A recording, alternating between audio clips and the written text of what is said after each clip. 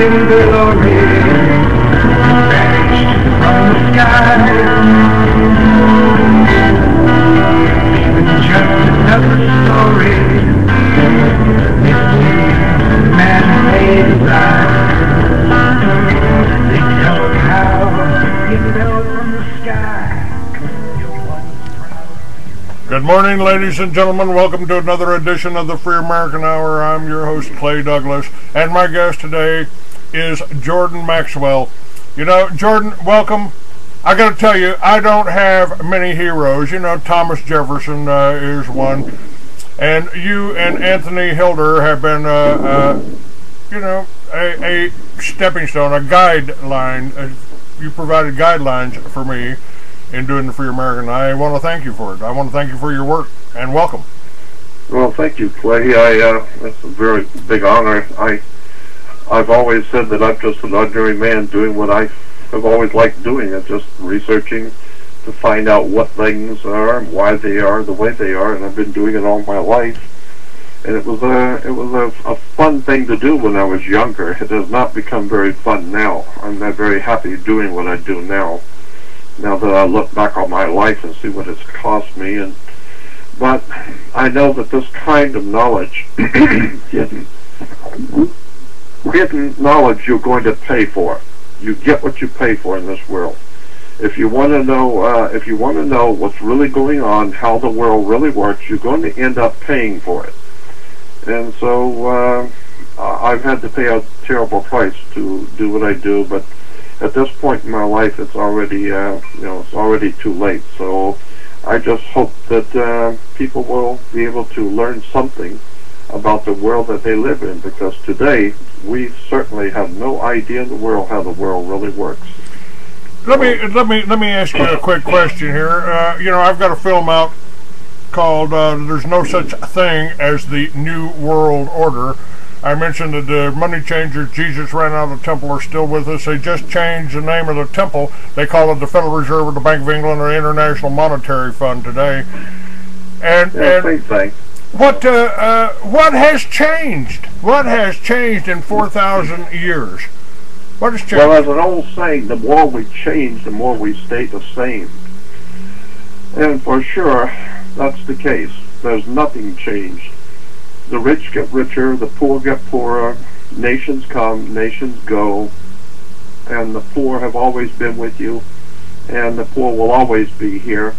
And the same people who have always been able to rise to the top, and like in refining milk, scum always rises to the top. And so in this world, the people who want to lead, the people who want to be in control, they end up in the top. Good people, regular, normal, everyday people, are not interested in putting an iron boot in the face of their neighbor. They just want to be left alone to live their lives. But unfortunately, there are people in this world that want to be an absolute sovereign dictators, and it's a sickness, and it's been this way since the beginning of the human race. So I don't think it's ever going to change. We were, I've studied some Christian identity, and they contend that we were the Israelites. We were in slavery. We walked out of the Caucasus Mountains, and it started becoming called Caucasians. Yeah, well, I know. I've seen all of that material too, and there probably is something to all of that. But the point I would make is that there's never been a time on the face of the earth when mankind has ever lived in a ideal society. It's never happened. It's not happening now, and I don't think it's ever going to. I think the history of the human race, as far back as you can go, and I think the human race goes, or the history of live creatures on this earth goes back millions and millions of years. But I don't think there's ever been a time when people were free. I think this idea, the very concept that America offered the world, a place to be free, to think what you wish, be who you want to be, worship the way you please, that was a fluke. And unfortunately, that's over. That kind of thinking is finished.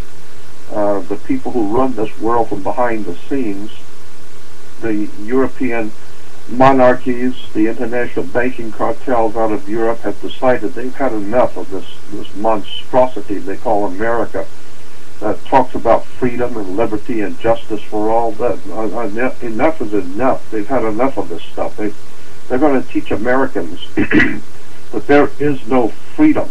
You know, the land of the free and the home of the brave, like Dick Gregory said. We're not free or brave. And so, you know, this whole idea of freedom and liberty and justice and the American concept of freedom is fastly leaving the world. And I'm of the opinion that it will never, ever come back. I don't think that it's ever going to be able to raise its head again on the earth, because we had a chance, and the very nature of man was so corrupt that we just let it all fall apart, and nobody seems to care anymore. Nobody seems to even understand freedom anymore. So I don't think it's ever going to come back. Well, they've been pretty upfront about it. You know, President Obama told you he was a change agent. That's right out of Psycho-Soviet politics. And George Bush Sr. gave us a whole, renewed the term New World Order. I said our founding fathers fought the New World Order of their day. The sun never sets on the English Empire. That's it. You got it. That's what's going on. Well, they gave us our Bill of Rights, which is ours. That was meant to set people free. I get calls from newspapers. Well, Clay, Homeland Security's talking about the militias again. What do you think about that? What part of the Second Amendment don't you understand? Yeah, I know. Well, I've come to the point now where I don't even care to discuss politics anymore, because as far as I'm concerned, it's far too late to discuss politics. I see the world now as a cosmic problem. I see it, the earth itself is in trouble. I believe the entire earth is in trouble cosmically. I think that we've lost our humanity. The human race has lost its humanity, has lost its right to stand and be free. You know, you can't be ignorant and stupid and free too. And today the people couldn't care less about freedom. They don't understand the concepts, and they have no idea in the world what happened after the Civil War in this country. And so I just see the situation as very critical for the whole human race, not just America. It's not political anymore in my mind. It has to do with the destruction of the human family. And I've said so many times that I believe the Christians are right when they say that we did not evolve from monkeys. I think we're evolving into monkeys, because we have no. Yeah, I've seen some pictures of President Reagan. Yeah, well, we're so profoundly ignorant and ill-informed.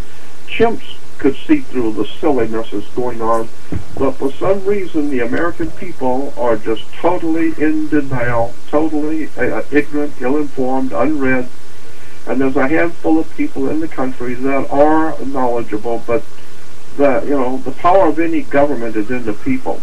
And when you get 9/10 of the people in the country totally going one way, you might as well forget the other group, the small group.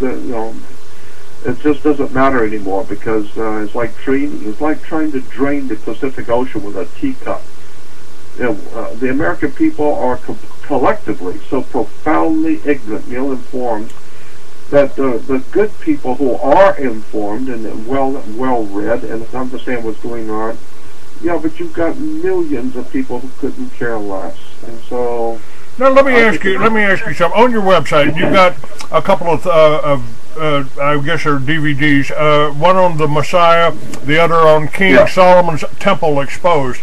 That kind of caught my interest, because the books I wrote 40 years ago were about the return of a man called Solomon. How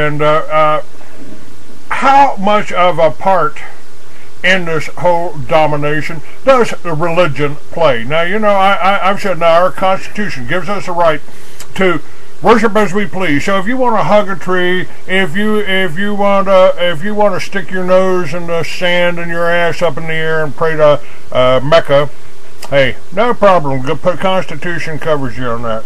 And I've brought up the concept that there's 3 religions vying for supremacy in the New World Order, and somebody else has pointed out that there's probably only one here, and it's called divide and conquer. How long has this been going on, and what role is Christian? I've been attacked by Christian identity people because I wasn't racist enough. And I said, you're a fool. If you want to go out and kill the blacks, then you're no better than the people that you're saying are trying to kill us. You're no better. Of course. Yeah, well, religion, all 3 religions, both Judaism, Christianity, and Islam, are referred to as people of the book, in that they require a book as a foundation for the religion. And so the people of the book, all 3 are vying for converts. But you will begin to see, if you really start doing some study into religions and theologies in the ancient world, that all 3 are connected to each other. They're all 3 obviously connected behind the scenes.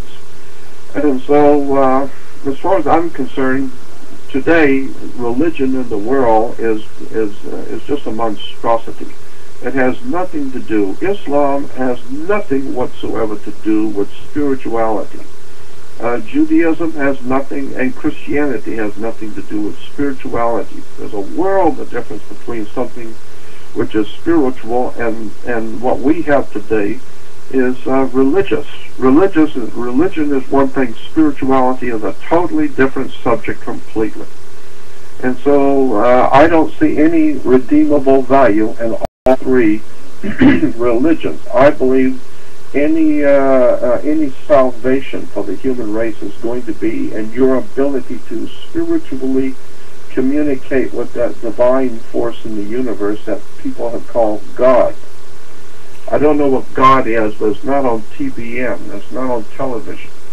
And the churches today, synagogues today, and the mosques today throughout the world does not represent our Creator, does not represent anything spiritual or anything of any intrinsic value. It represents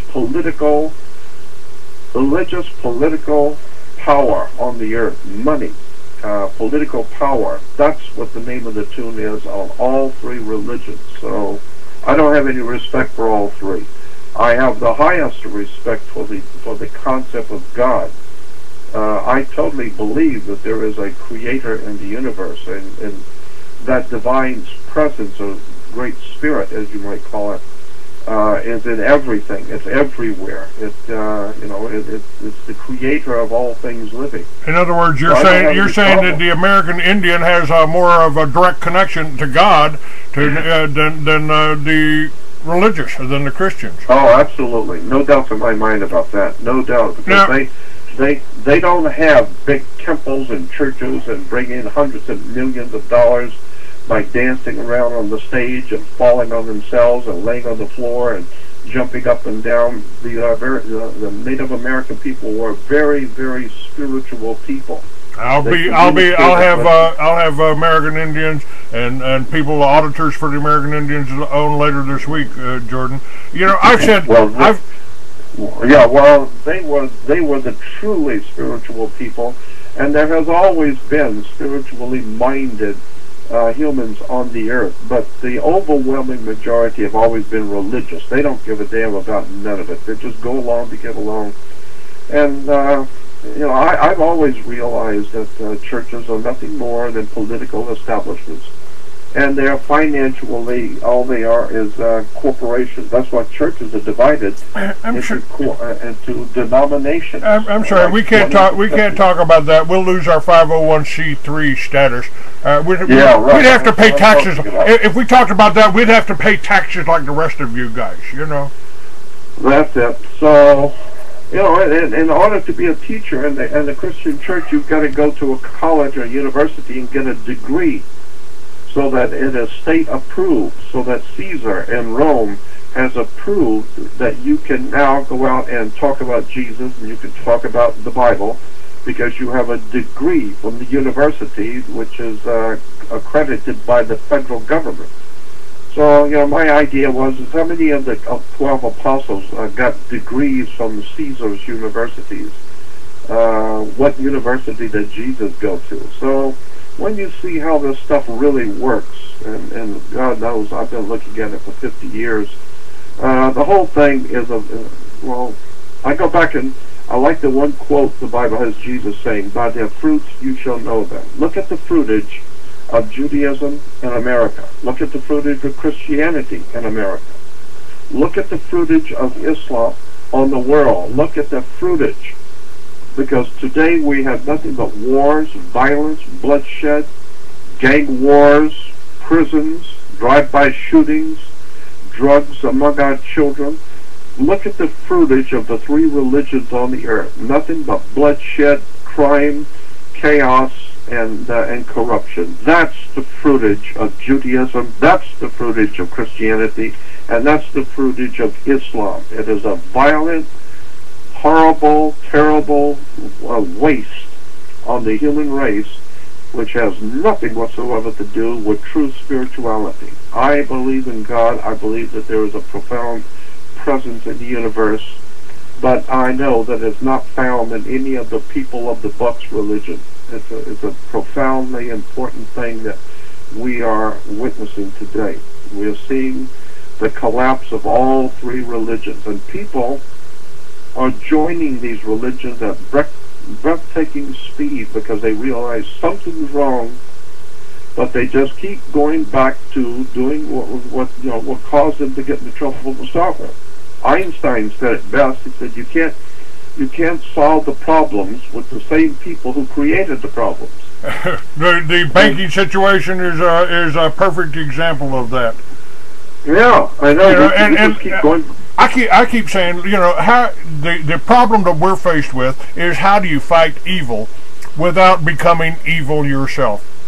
Well, I know. And I have to tell you, I have a little different look. I have never felt comfortable in a church because my grandfather was a Methodist preacher. I was raised in that atmosphere, but I never felt comfortable in it. As a matter of fact, I think I got kicked out of Sunday school for asking who Cain and Abel married.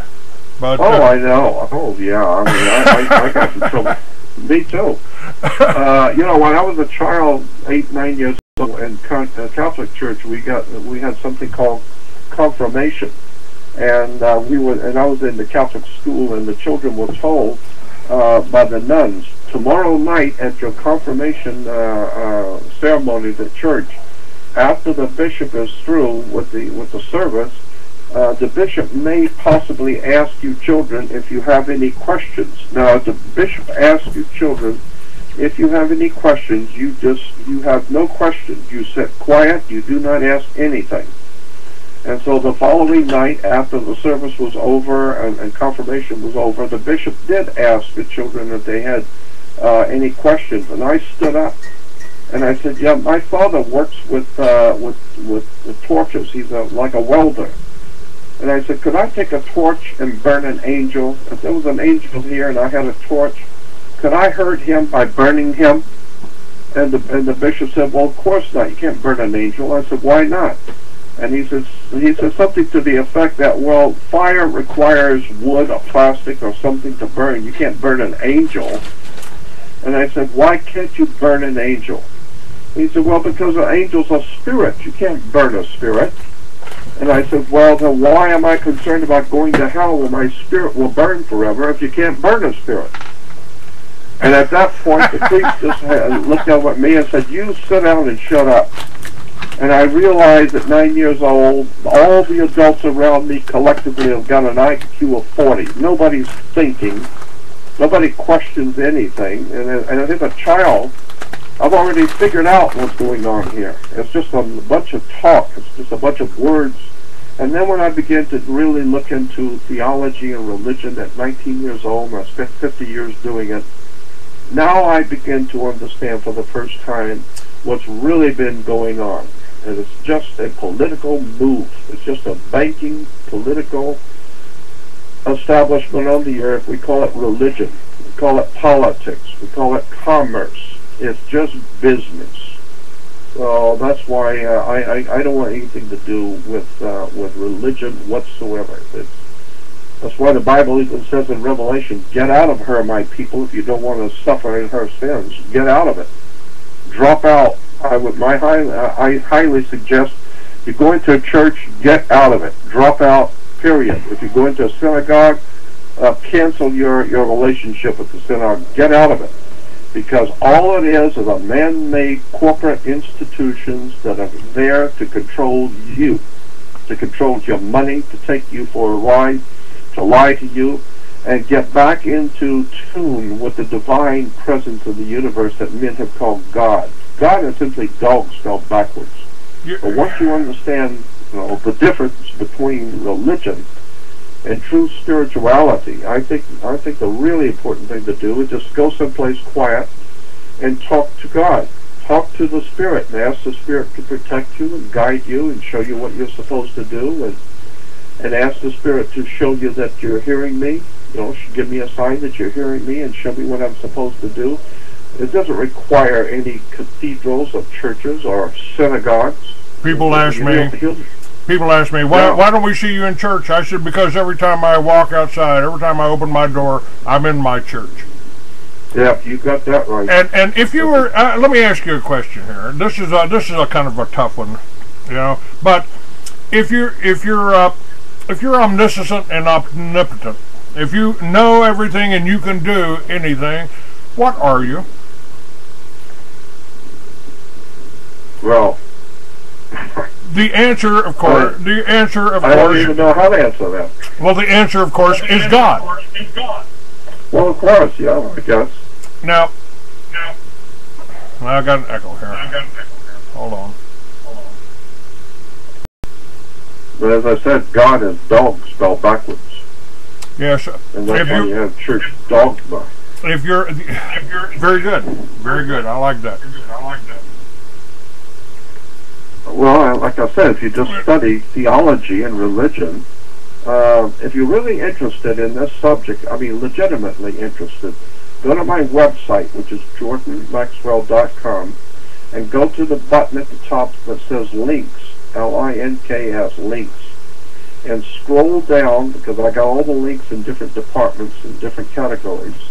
Scroll down till you come to, I think it's religion and it has to do with religion and theology. Yeah, religion and theology. And the first link is called Christianism.com. I defy anyone to read that entire website and think about what they're reading.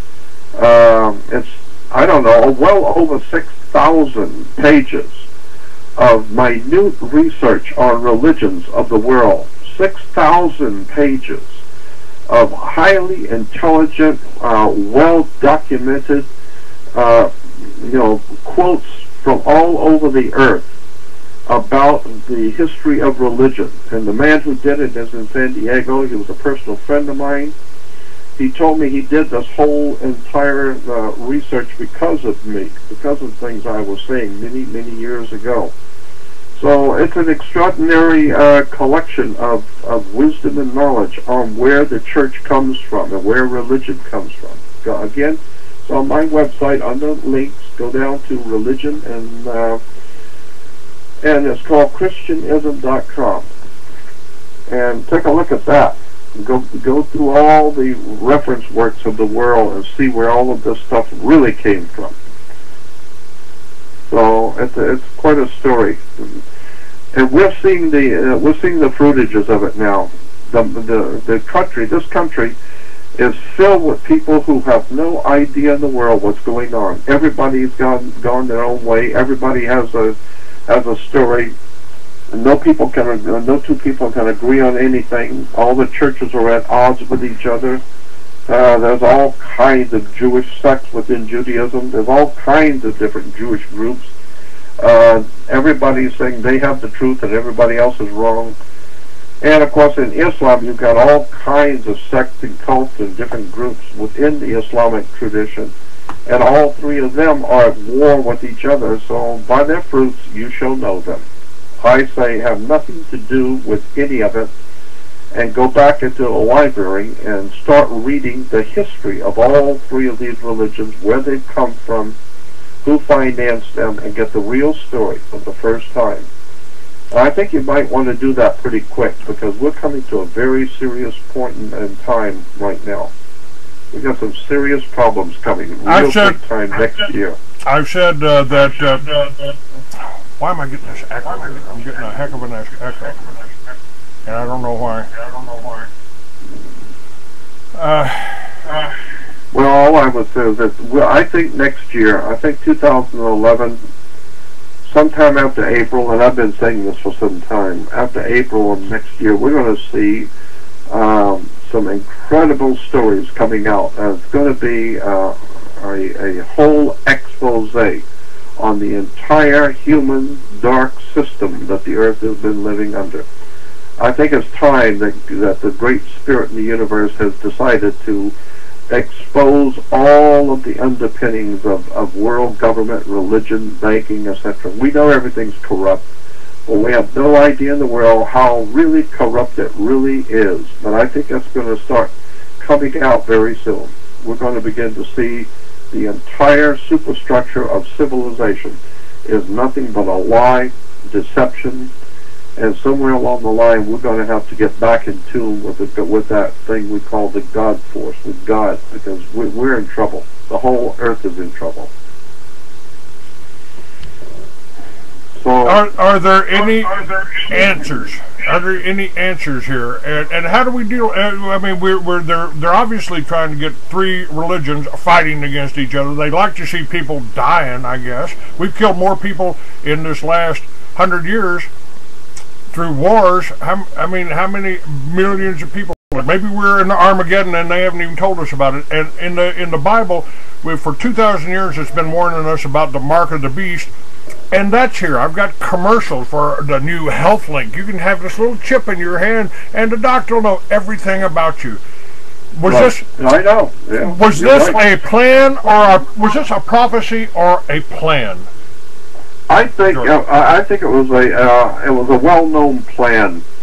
I mean, when you go back and find out that, where did the scriptures come from? Where did the Bible come from? And who wrote it? And where did it actually in fact originate? And how many people know anything about the Hanseatic League of Europe? The Hanseatic League connected to the Bible translators in the King James Bible and the Germanic Bible.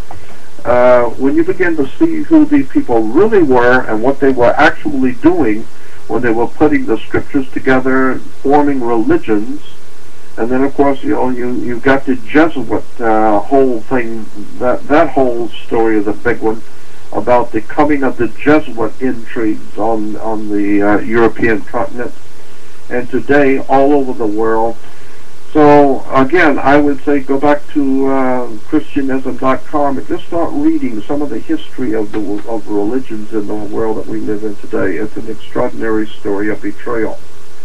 And so much in the Bible is true. That is linked.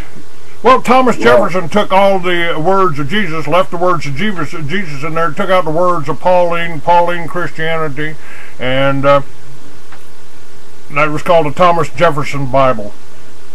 Yeah, well, I don't have any problem in the scriptures. I don't have any problems with anything that is attributed to Jesus saying anything.